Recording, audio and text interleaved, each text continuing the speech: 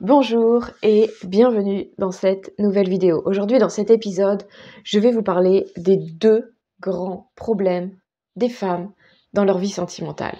En fait, on essaye souvent de rendre les choses bien compliquées, alors que je me rends compte au fil du temps qu'il n'y a que deux problèmes majeurs dans la vie sentimentale des femmes. Le premier problème concerne les femmes finalement qui sont en couple et qui sont pas heureuses dans ce couple. Soit elles n'arrivent pas à quitter ce couple, soit elles n'arrivent pas à le faire évoluer positivement. Et il y a le problème des femmes qui sont célibataires ou qui accumulent des relations qui n'arrivent pas à se stabiliser avec un homme, qui sont avec des hommes qui ne veulent pas s'engager. Voilà les deux grands problèmes et je vais aller approfondir ces deux problèmes-là. Ce ne sont que les deux seuls problèmes, donc dites-moi en commentaire dans quelle problématique vous vous trouvez et est-ce que finalement vous trouvez une autre problématique ou est-ce que finalement ces deux problèmes-là peuvent résumer tous les problèmes des femmes. Donc le premier problème des femmes qui sont en couple et qui n'arrivent pas à faire évoluer cette relation de couple, elles sont pas heureuses en couple et ça fait des mois, ça fait des années et ça n'évolue pas. Et finalement, je me rends compte que toutes ces femmes-là ont un seul problème, c'est la dépendance affective. Et souvent, en fait, on ne veut pas le voir. Alors certaines en sont conscientes, d'autres n'en sont absolument pas conscientes. Donc ce qui fait que on va rester avec un homme qui ne nous convient pas. Et en fait, dès le départ de la relation, vous allez le voir, c'est des femmes qui ne vont pas vouloir voir les red flags, qui ne vont pas vouloir voir tous les signaux d'alerte qui leur disent « attention, c'est pas le bon ». Elles vont tout de suite s'investir dans cette relation, elles vont tout de suite se projeter dans cette relation, elles vont tout donner pour cette relation, elles vont se rendre indispensables pour cet homme pour créer ce lien d'attachement. Elles vont le créer parce qu'elles en ont absolument besoin de créer ce lien d'attachement et ça va être très dur pour elles finalement de ne pas créer ce lien-là. Et en fait, il faut faire attention parce que moi, ça a été mon cas. Donc, j'avais cette dépendance affective très forte puisque j'étais dans cette relation où je suis restée des années et j'étais absolument pas heureuse, j'étais pas épanouie. Et puis, mon partenaire n'était vraiment pas respectueux envers moi-même et je laissais tolérer tout ça et je n'avais très peu d'estime pour moi, mais je restais tout de même. Pourquoi je restais ? Parce que j'étais dépendante de cette relation, alors même qu'elle ne me convenait pas. Et pourtant, j'avais pas l'impression de m'être rendue indispensable. Et pourtant, j'avais pas eu l'impression que c'était moi qui avais couru après lui. Parce que d'ailleurs, ce n'était pas le cas, c'est lui qui m'avait choisi. Mais j'étais dans la dépendance affective tout de même. Et souvent, ces femmes qui sont comme moi, qui disent « mais moi, je suis pas dépendante affective, moi, c'est moi qui je rêve de liberté, je rêve de... etc. Je rêve d'être seule, je rêve d'être tranquille, il est trop collant, il est trop sur moi. » Et on se ment à nous-mêmes. On se ment à nous-mêmes. On veut pas voir que c'est nous qui créons ce lien-là. Et en fait, il y a quelque chose qui est plus fort que nous. Oui, d'un certain côté, on rêve de cette liberté, de cette tranquillité, mais encore plus fort et encore plus profond derrière, on manque d'affection pour nous-mêmes. Et cette relation qu'on entretient avec cet homme qui ne nous respecte pas forcément, qui n'est pas forcément responsable, qui ne nous apporte pas d'amour, d'affection, etc., eh ben, c'est toujours plus que ce que nous, on est capable de s'apporter. Et donc, du coup, on préfère rester dans cette relation-là. Donc, en fait, si vous avez l'impression que non, je ne suis pas dépendante affective, alors que vous êtes dans une relation et vous n'arrivez pas à en sortir, c'est que vous êtes dépendante affective, mais vous vous mentez à vous-même. Et ça peut être une relation où vous êtes vraiment en couple avec cet homme, donc vous pouvez même avoir des enfants, etc. Vous avez vraiment créé une famille. Ou ça peut être un homme avec qui vous entretenez une relation, mais c'est pas vraiment très clair la relation, vous habitez pas vraiment ensemble, mais vous n'arrivez pas à vous détacher de cette relation, où lui, il vient chez vous, mais il est pas vraiment chez vous, etc. Mais vous n'arrivez pas à le virer une bonne fois pour toutes. Et puis, c'est pas très clair comme style de relation, mais pourtant, vous n'arrivez pas à vous détacher de cette relation et à passer à autre chose. Vous êtes dans la dépendance affective. Pourquoi on est dans la dépendance affective ? Il y a plusieurs plans sur lesquels on est dépendant en fait de cet homme ou de cette relation. Il y a le côté matériel. J'ai peur que si je me sépare de lui, je vais être en difficulté matérielle ou en difficulté financière. Et pourtant, des fois, c'est un homme qui ne va même pas travailler ou qui va très peu rapporter d'argent. Mais vous avez l'impression que si vous le quittez, ça va être encore pire. Moi, c'était mon cas. Mon partenaire n'était pas forcément celui qui rapportait le plus d'argent il y a quelques années. Mais comme on avait des enfants, je me disais que si je le quittais, ça allait être encore pire ma situation parce que j'allais pas pouvoir continuer à travailler comme je travaillais. Et puis comment j'allais devoir avoir une nourrice alors que jusqu'à maintenant on arrivait à garder nos enfants sans avoir de nourrice, on se débrouillait comme ça, etc. Et je me disais, je vais me mettre dans une situation impossible, j'ai besoin de lui. Donc il y avait cette dépendance matérielle. Je sentais qu'il m'apportait une sécurité matérielle. La deuxième dépendance, c'est que on a une dépendance affective. L'autre nous apporte une affection qu'on est incapable de se donner nous-mêmes. Et pourtant, ça peut être des hommes qui ne nous respectent pas. Et pourtant, ça peut être des hommes qui ne nous respectent pas. Ne nous apportent pas un amour comme une femme pourrait mériter recevoir. Mais pourtant, cet amour, la manière dont il est donné, cette affection, en fait, c'est de l'attention qu'on va nous donner, nous fait le plus grand bien. Même si c'est très maladroit, même si c'est violent d'une certaine manière, on va être accroché à ça. Parce qu'au moins, il y a quelqu'un qui s'occupe de nous. Parce qu'au moins, on est le centre de l'attention de quelqu'un, etc. Il va y avoir la dépendance affective.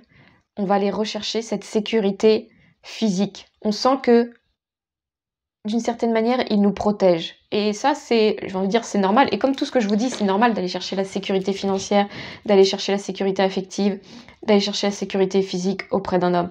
Mais pas avec de la dépendance affective. Et donc là, on recherche cette dépendance, on recherche cette sécurité parce qu'on est dépendant affectif, parce qu'on nous-mêmes, on n'arrive pas à s'apporter ça, et donc du coup, on va le chercher chez l'autre.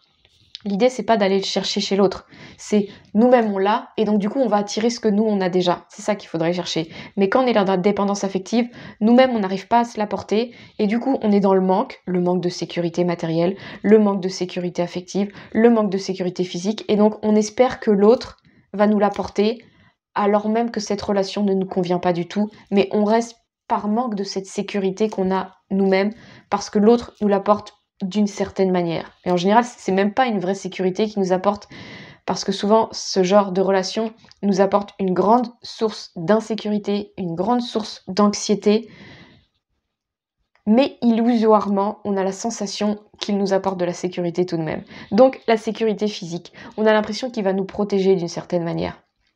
Que si on se retrouve toute seule, notre vie sera beaucoup plus stressante. On osera moins peut-être sortir dans la rue. On a l'impression qu'il nous protège, qu'il peut porter des gros meubles que nous on peut pas porter. Et s'il n'est pas là, comment on va faire ? On se retrouve démunis, etc. Donc, on a la sensation que l'autre va pouvoir nous aider, etc. Et donc, du coup, on reste dans cette relation alors même qu'elle ne nous convient pas. Il y a sécurité aussi émotionnelle. On ne sait pas gérer nos émotions.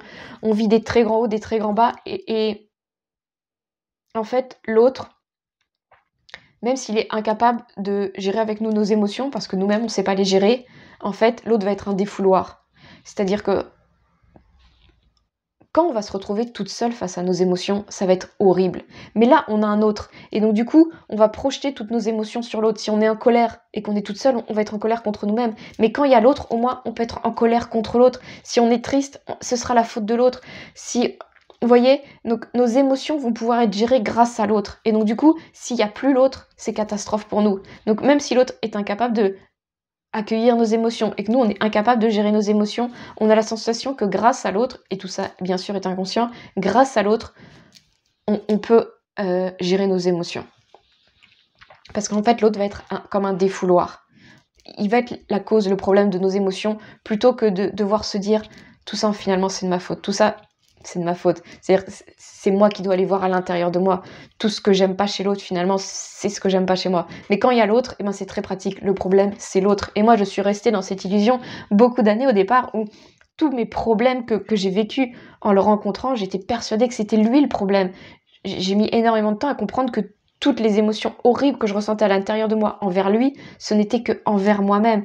Et donc c'est beaucoup plus facile d'avoir l'autre finalement, pour pouvoir sortir toutes ces émotions, plutôt que de se dire finalement ce n'est que des émotions qui parlent de moi. Et ça, c'est horrible à vivre.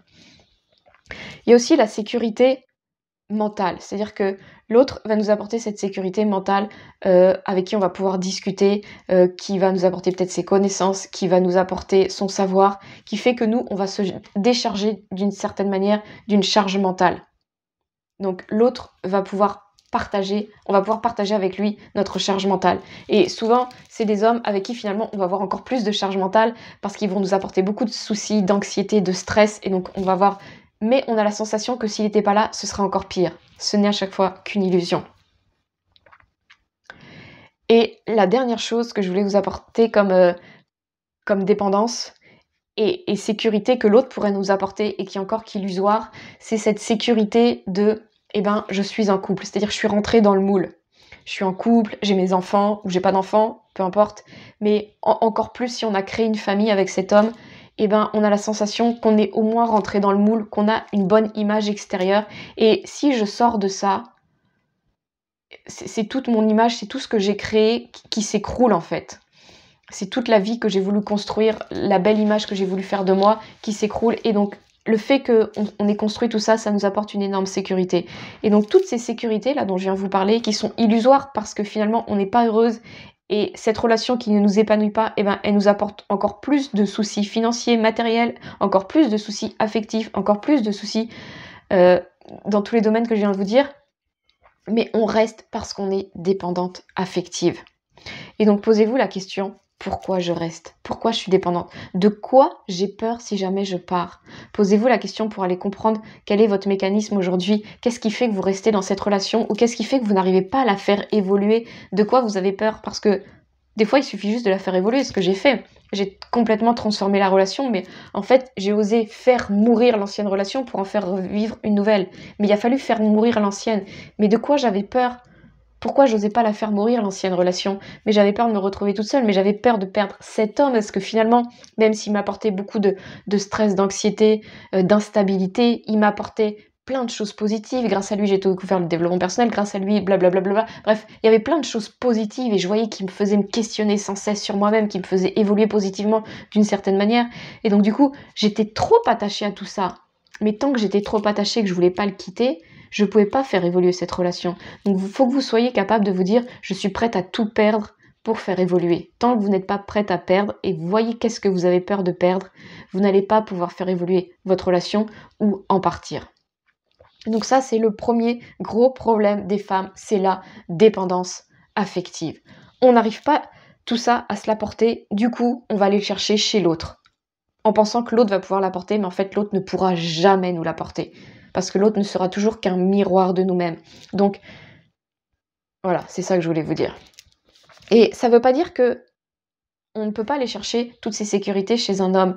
Un homme qui est sain, quand nous, on est guéri de notre dépendance affective, bien sûr qu'on voudra que notre homme nous apporte une sécurité matérielle. On ne veut pas un homme qui nous apporte de l'insécurité matérielle, mais il va nous apporter la sécurité matérielle que nous-mêmes, on a construit. Si je suis une femme avec une sécurité matérielle, je sais gérer mon argent, je sais gérer mes biens, j'ai pas peur de me retrouver seule, je vais attirer l'homme qui vibre cette même énergie, ce même état d'esprit. Et donc c'est ok, tous les deux, on est dans la sécurité matérielle et on va s'apporter cette sécurité matérielle mutuellement. Pareil pour tous les types de sécurité. J'ai cette sécurité affective, je suis capable de m'apporter de l'amour, de me sentir bien toute seule, de pas être dans le manque. Je vais attirer ce genre d'homme à moi. Et il va m'apporter la sécurité affective, mais parce que moi aussi je l'ai. Et donc c'est ok. C'est pas que je vais l'attirer parce que moi-même je suis incapable de me l'apporter. Vous voyez, c'est complètement différent. Donc ça, c'était le gros premier problème des femmes, c'est la dépendance affective. Le deuxième problème dont je vais vous parler, c'est des femmes qui vont plutôt rester célibataires ou entretenir des relations avec des hommes qui ne veulent jamais s'engager.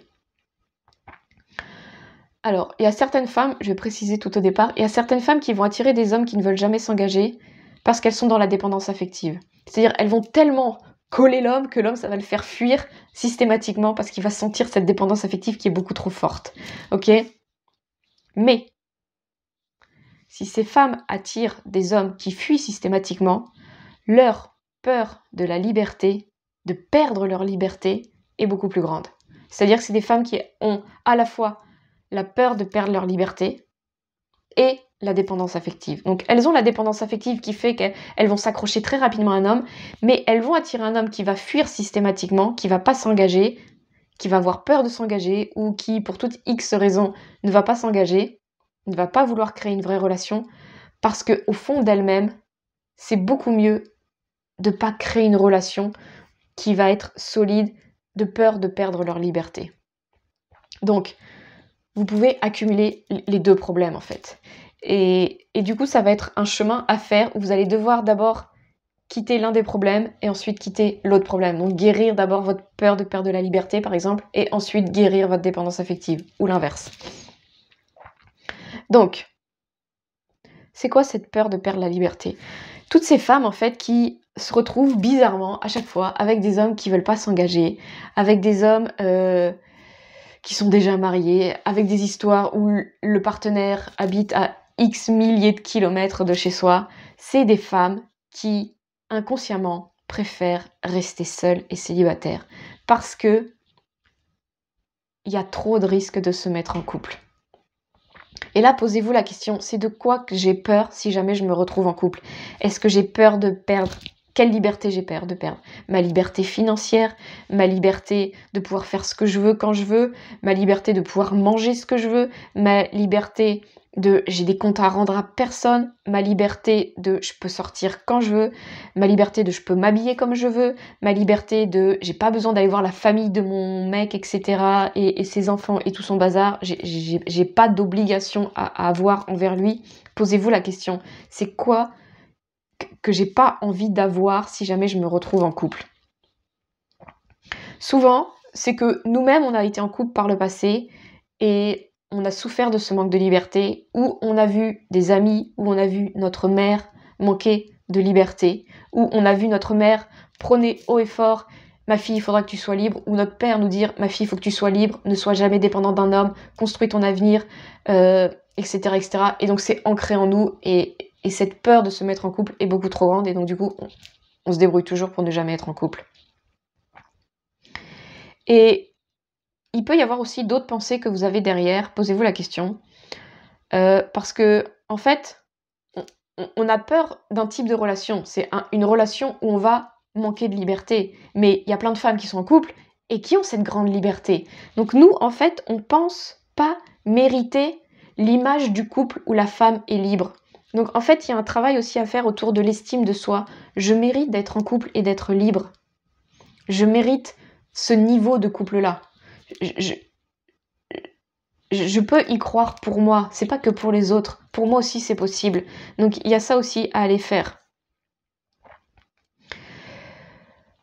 Et il faut que vous vous disiez en fait que vous acceptiez le fait que oui, quand je serai célibataire, je serai toujours plus libre d'une certaine manière que quand je suis en couple. Quand on est en couple, on est deux, donc forcément on est toujours moins libre parce qu'on va devoir discuter, on va devoir s'organiser, et donc ça va demander du temps, de la gestion, etc. On va devoir aussi faire des compromis, mais c'est pas forcément des compromis, comme je vous disais, par exemple, passer un week-end avec sa famille. L'idée, faudra jamais que ça devienne une obligation, faudra jamais que ça devienne un sacrifice. Mais oui, je le ferai parce que ça me fera plaisir de le faire en fait. Donc oui, il y aura ça que effectivement on n'a pas quand on est célibataire ou on a des comptes à rendre à personne. Et ça en fait, cette histoire de compromis qu'il va falloir faire, il est beaucoup trop fort. Il est beaucoup trop orienté sacrifice, qui fait qu'on a l'impression que se mettre en couple, c'est plus un tas de sacrifices que un tas de bonheur qui va nous arriver. Donc allez voir, c'est quoi toutes les belles choses qui peuvent m'arriver si je me mets en couple. Et c'est ça qui vous manque souvent. C'est que vous ne voyez pas tous les côtés positifs du couple parce que peut-être vous ne l'avez jamais vécu ou on vous l'a jamais dit. Mais c'est ça qu'il faut que vous alliez voir. C'est que quand vous allez être en couple, ça va être de l'affection que vous allez recevoir, c'est de la douceur, c'est quelqu'un qui va vous toucher, c'est quelqu'un qui va vous dire des mots agréables dans vos oreilles, c'est cette complicité que vous allez pouvoir développer avec un homme qui va vous connaître par cœur et que vous allez connaître par cœur, c'est les partages que vous allez pouvoir avoir, c'est toutes les découvertes et toute l'ouverture d'esprit que vous allez pouvoir avoir avec cet homme qui, au départ, vous ne connaissez rien de lui et qui va vous faire découvrir son univers. C'est toutes vos relations sexuelles que vous allez pouvoir avoir, vous allez créer une véritable connexion parce que vous allez apprendre à vous connaître par cœur et c'est pas juste le coup d'un soir, même si ça peut être cool, mais ça va pas être le même niveau de profondeur. Donc essayez d'aller voir, là je vous donne quelques exemples, mais tous les aspects positifs de vivre une relation de couple avec un homme, ça va vous aider à vous sortir de cette peur de perdre votre liberté en vous mettant en couple.